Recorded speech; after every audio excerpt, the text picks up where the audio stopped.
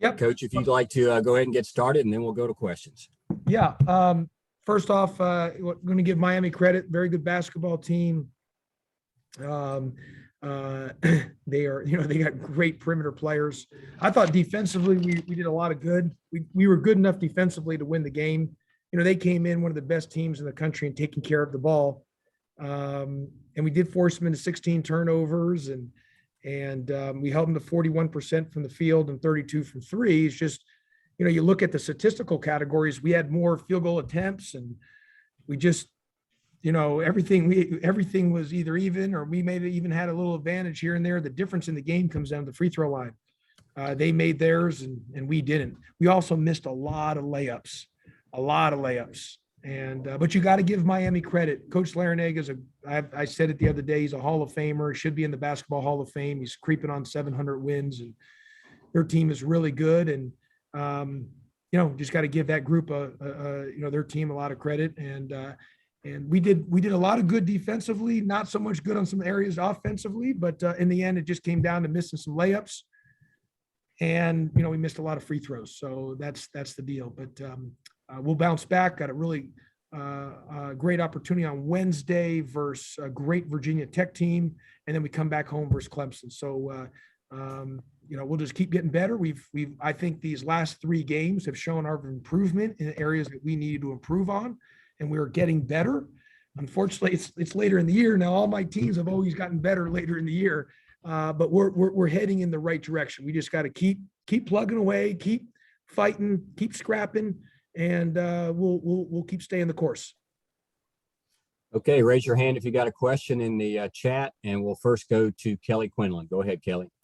Josh, obviously another game where Mike struggled a little bit. You sat him down, and that was around the time you guys sparked a major run with Miles coming in and shooting the ball well. Just kind of what's been going on with him. He had some of the missed layups you talked about, missed a key free throw in the game too, missed two, I think. Just kind of what's going on with him. It seems like he's a little bit off right now. Michael DeVoe's a great player. He's had a great year. Obviously this was a tough game for him, but he'll bounce back. And we need Michael. I mean, we're going to need him to be really good for us. And so he's due to go on a long streak of many great games in front of him. He's had a fantastic season. He's just, this was a tough night. He's got to put it behind him and ready to go on Wednesday. And we're going to need him versus Virginia Tech and then Clemson Saturday. So I got full confidence in Michael DeVoe. He'll bounce back. He'll get better and we'll get right back after it. And Kelly, we need him. We need him to be really good for us to be successful. There's no denying that. And he'll be ready to go on Wednesday. Okay, we'll go to Rod McKenzie next. Rod?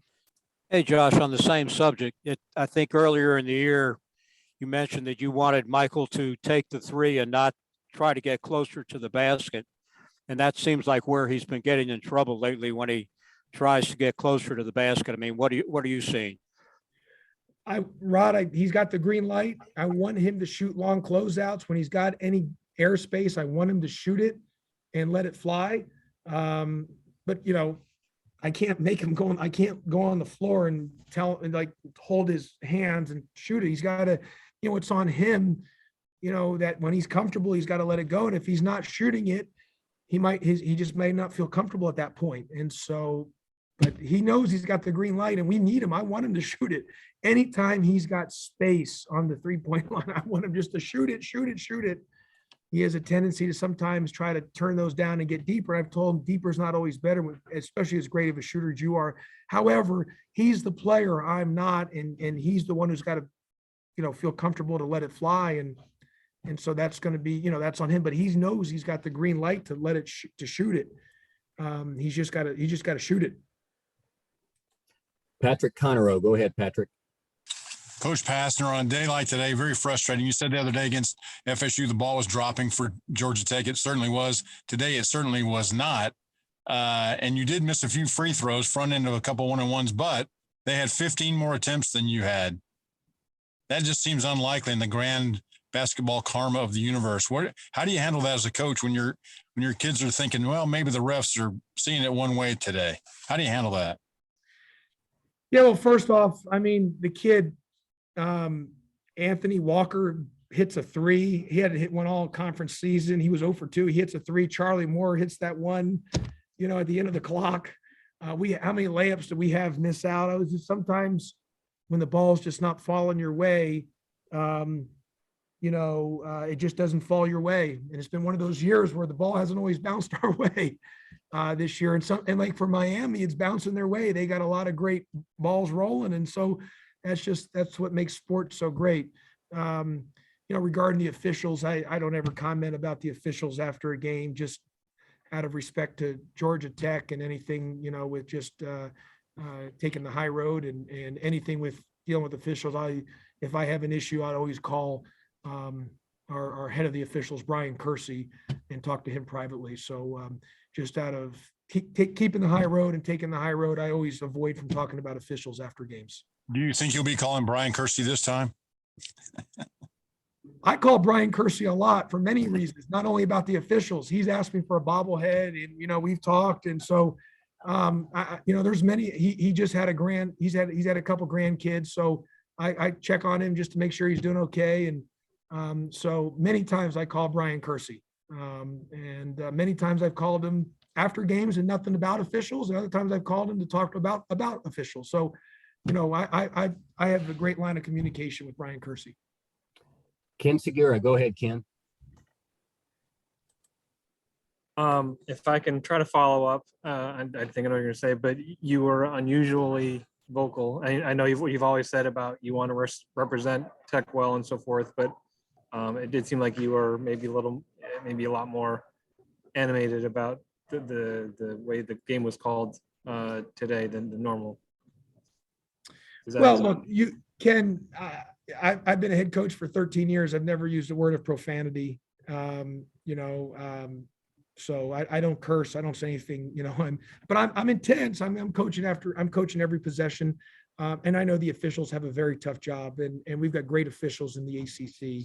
And I know the officials have a very, very tough job. I know they do. So, but I think any coach, this isn't Josh Pastner, any coach of any team you're coaching of any sport, when, you're going to plead your case if you feel, everyone does that. That's been from the history of time with the game. So I don't think there's anything different. But I do coach every possession, but I really don't spend a lot of time, begging for calls or getting on the officials. And if I do get upset about a call, I feel it's I feel I have a right to get on that.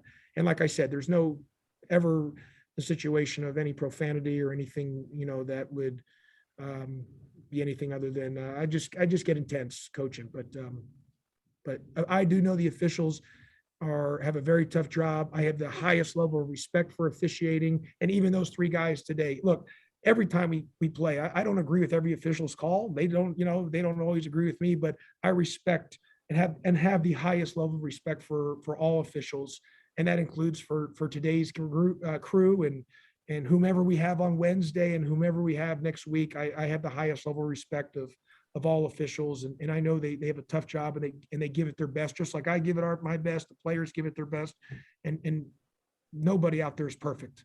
So, but I have the highest level of respect, Ken, for all officials, especially in the ACC. Rod McKenzie, go ahead, Rod.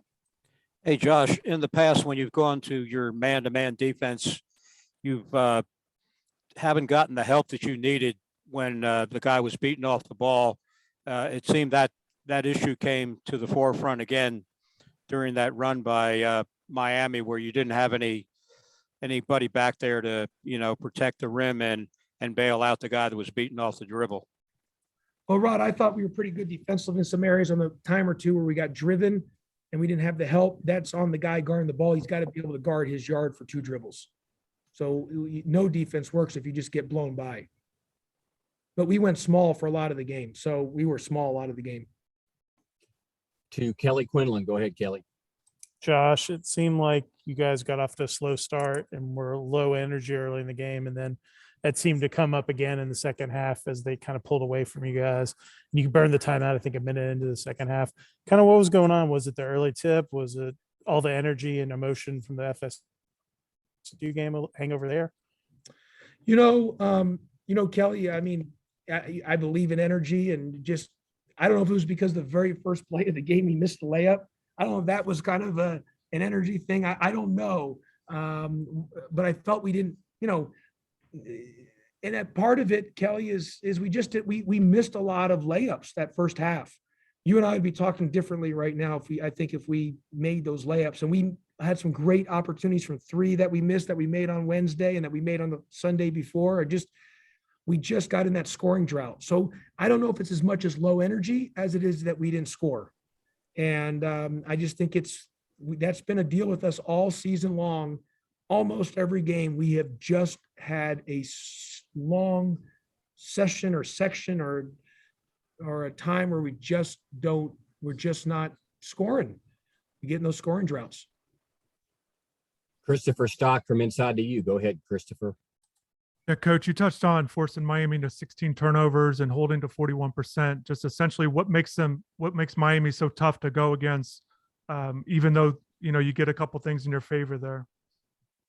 Well, Chris, first of all, if you're Inside you should be promoting more about Jim Larinaga. He's creeping up on 700 wins, Christopher.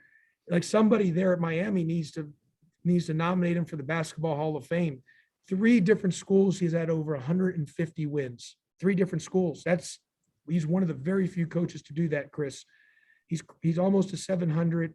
He's been so successful. He's taken George Mason to the Final Four. He deserves to at least be on the ballot or nominated for the Basketball Hall of Fame. So I think that's one.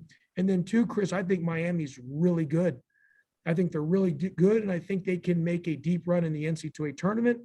And they got great perimeter players, and they can flat out put the ball in the basket. And our issue today is, which is a credit to Miami. They're a better defensive team than probably people give credit for. They're great with steals and stuff like that. But when you're playing and you got to score, you got to be able to put the ball in the basket. And unfortunately today we left a lot on the table. But that's a credit to Miami. But Chris, I highly recommend that somebody there at the university, or maybe yourself, Chris, or anyone at Inside You can, push forward for Coach Larinaga. He's earned the right to at least be on the ballot. And I know that's not your responsibility, Chris, but maybe I don't know who the basketball Moose. Who's the basketball? It used to be Andy from the ACC. Who's the new basketball SID there? They got Alex Schwartz. Alex. Oh, at Miami. I love Alex. Is it Alex? At Miami, yes. Yeah, I love Alex. You tell Alex, Chris, please send a message that because Alex is a good guy. Tell Alex, I says we've got to get Coach Larinaga nominated to the Hall of Fame. He's got to do that. Can you send him an email on that, Chris? I will text him as soon as we're done here. Tell him a direct message and tell Alex I'm giving him a fist bump while he's doing that too. Alex is a good man. I appreciate the comments, Josh. Thank you. Thanks, Chris. We'll take one more, hopefully back to the bowl game. One more question if anybody's got one. Kelly Quinlan, go ahead. It's all you. We got Kelly. We'll take Ken too, and then Kelly we'll be and done. Ken, and then we'll wrap it up. Okay, Yes. That's it. Yeah, here we go. And in terms of just, you shrunk the bench again. Obviously Rodney had a tough night tonight, or tough day today. Just kind of, was that example with going with Miles there, what you can do a little bit, having played some guys early in the season, do you have some confidence to bring him in? Yeah, Miles came in and hit some big shots for us, hit 3 threes. And, I'm just trying to keeping the rotation tighter, and we just got to keep it tighter for right now. And I think that gives us our best chance of success. And everybody that has got to stay ready as we, move forward. Just everybody's got to stay ready and ready to have their number called. But I think best for us at this time is keep a tighter rotation. Okay, Ken, you had your hand raised. If you have one, take it. If not, we'll wrap up. I do. Against Florida State, it seemed like everybody that went in was making contributions, and I don't know if it was quite the case today. Is it the sort of thing like for you guys to win games like this, it's got to be everybody, chipping in and helping the cause more than they did today? Well, Ken, you look at it. I don't know, Moose, what was our bench production from the Florida State game, bench points? 16. First Florida State? Yeah. Okay, well, we had 16 today. So back-to-back games, we had 16. I just think we just missed a lot early, Ken. I'm telling you, I know people say our energy, I get it. I mean, that's what Kelly said. I'm telling you, it's the scoring. I mean, if you're scoring that, you know how many layups we missed? I mean, literally at the rim plus free throws. I mean, that's just been an issue with us all year long. We've just had those scoring droughts. And I'm telling you, so it's not an energy thing. It's that we're not scoring. We're just not scoring. We went on that drought. And against Florida State, we didn't have that. You were 8 of 19 from 3. We scored 44 points the first half. And our scoring drought didn't come until the second half later, but we had a large enough lead to withstand it. Today, the scoring drought was kind of just, it was chippy and choppy the first half. And then it happened that stretch in the second half. And then we got going again. We started scoring. But look, you're going to have some off nights. The issue with us, Ken, is we've literally almost every night have had a long session of scoring droughts. And it's been open shots, or like tonight, or this afternoon, we missed a lot of layups. And when you're trying to win a game in the ACC, those layups, you've got to finish. You've got to finish around the rim. Okay, it's all the time we got. Thank you, Coach. And Moose, what was the bench, us and Florida State on Wednesday, the bench points? 16 for us, 21 for them. And tonight it was 16. Tonight it was 12. 16 and 12. Yeah. So Yeah. It was just, we missed a lot again, Ken. You know, it was just that scoring drought issue. Thanks, Coach. Thank you, Okay. Josh. thanks, guys. Thank you.